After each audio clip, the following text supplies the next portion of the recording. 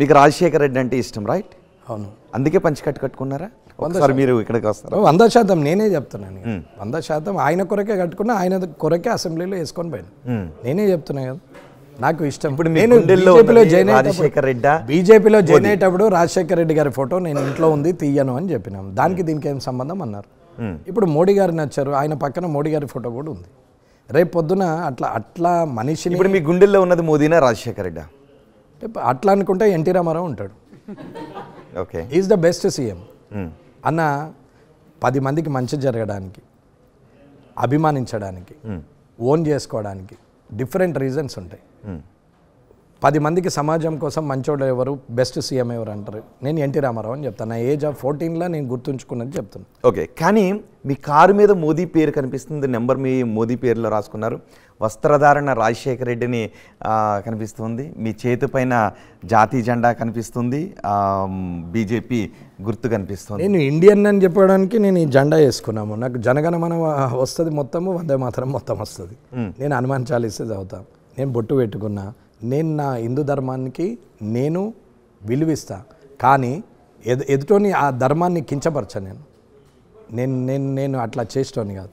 ఇది ఇండియన్. నాకు religion feeling లేదు, క్యాస్ట్ ఫీలింగ్ లేదు. నాకు ఇండియన్ అంటే చాలా ఇంట్రెస్ట్. ఇండియాను మించిన దేశం లేదనే భావన నాకు ఉంటుంది.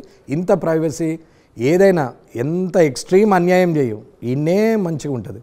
ఎంతమందికి సేవ చేయి, ఇన్నే బాగుంటుంది. మంచి పనికైనా ఇదే స్థాయి, ఇదే స్థానం, చెడు పనికని ఇదే స్థానం. ఓవర్ డెమోక్రసీ వల్ల ఇండియాలో అందరూ హ్యాపీగా ఉంటున్నారు అనేది నా భావన. ఇది ఇండియన్. ఇకపోతే ఇది లోటస్. ఈ లోటస్ ఎందుకు అంటున్నామంటే, లైఫ్ ఉన్నంతకాలం నేను ఏదైతే కోరుకున్నానో ఆ కోరికకు స్థానం కల్పించినటువంటి పార్టీ కాబట్టి, నేను ఏదైతే మార్పు కోరుకోవడానికి నాకు ఒక ప్లాట్ఫామ్ కావాలనుకున్నా ఆ ప్లాట్ఫామ్ పార్టీ ఇచ్చింది కాబట్టి, ఆ పార్టీలో ఉండి నేను ఇవాళ పోటీ చేసి ఎమ్మెల్యే అయినా కాబట్టి, నేను ఈ పార్టీలోనే ఎమ్మెల్యే అయ్యే వరకు ఉంటా, ఎమ్మెల్యే అయినాకుంటా, ఆఖరి శ్వాస వరకు ఉంటా అనడానికి ఈ రెండే వేసుకున్నాను.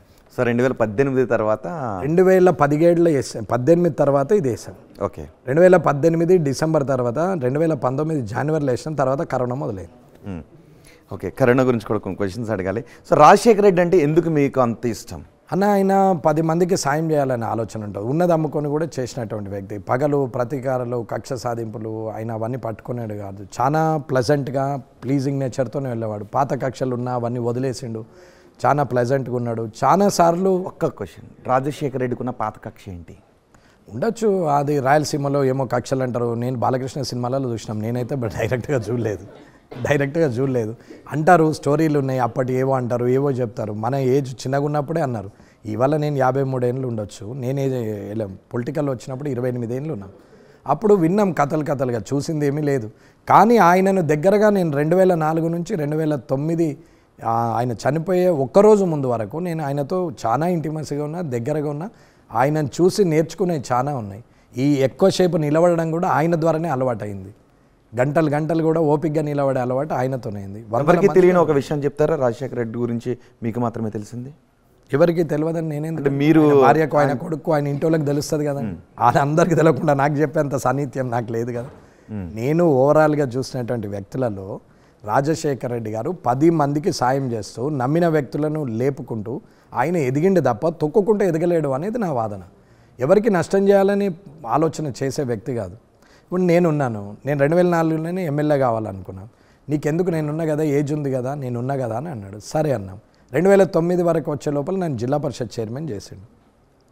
అంతమంది ఉద్దండులు, షబ్బీర్ అలీ గారు, డి శ్రీనివాస్ గారు, సురేష్ రెడ్డి గారు, అంత పెద్ద వాళ్ళు ఉండగా కూడా ఆ జిల్లాలో నన్ను తీసుకెళ్ళి జిల్లా పరిషత్ చైర్మన్ చేసిండు. అది నో కాండెన్ చేసి అయినాం. నా గట్స్ నచ్చిందో, నా ధైర్యం నచ్చిందో, టీఆర్ఎస్ అలయన్స్లో ఉన్న ప్రభుత్వంలో ఒక జిల్లా పరిషత్లో ఆ నో కాండెన్ చేసి చైర్మన్ అయిండు అనే దాని మీద నమ్మో నన్ను చైర్మన్ చేసిండు. అటువంటి వ్యక్తి నన్ను 2009లో మళ్ళీ ఆగమన్నాడు పోటీకి. 2014లో నిన్ను నా క్యాబినెట్లో ఉంచుకుంటా, నా మాట ఏను అని చెప్పాడు. సరే అన్న, మంచిది, ఏముంది, 2011 దాకా నాకు టైం ఉంది కదా చైర్మన్గా, ఆ తర్వాత కార్పొరేషన్ ఇస్తా అంటే సరే అన్నాను. 1 డే బిఫోరు జూబ్లీ హాల్కి వెళ్ళి ఎమ్మెల్సీ మండలి మీటింగ్లో నిలబడి నాకు చెప్పి బండెక్కిపోయిండు. రేపు రచ్చబండి ఉంది, వెళ్తున్నా, 8కి వస్తా, వచ్చిన తర్వాత నేను అన్ని పనులు చేసి పెడతా అని చెప్పిపోయిండు. ఆయన అటే పోయిండు, నేను ఇటే అయినా. సో 2014 లో మీరు రాజశేఖర రెడ్డి ఉంటే మంత్రి అయ్యి ఉండేవారు రాజశేఖర రెడ్డి క్యాబినెట్లో. నేను ఎథిక్స్ మోరల్స్ మర్చిపోయి వచ్చి ఉండేది కాదు. డబ్బు కోసమే పని చేస్తుంటే నేను 2004లో అవుతుంటే ఇంత దాకా ఆగకపోతుంటే నేను యంగెస్ట్ మినిస్టర్ని ఉంటుంటే. కానీ డబ్బు మద్యము ఈ బ్రైబు వీటికి అగెనెస్ట్ కాబట్టి వెయిట్ అండ్ సీ అనుకుంటే 53 ఏళ్ళు వచ్చినాయి. ఈ 53 ఏళ్ళప్పుడు చప్పర్పాడికే అంటాడు భగవంతుడు ఇస్తాడు ఎదురు చూసినానికి ఎంత అంటే అంత అంటే అంత క్రేజ్ ఇచ్చిండి. ఇలా తెచ్చి ఇంతమంది మధ్యన నిలబెట్టిండు. మరిన్ని వీడియోస్ కోసం ఛానల్ ని సబ్స్క్రైబ్ చేయండి, లేటెస్ట్ అప్డేట్స్ కోసం వాట్సాప్ ఛానల్ ని ఫాలో చేయండి అండ్ లింక్ డిస్క్రిప్షన్ లో ఉంది.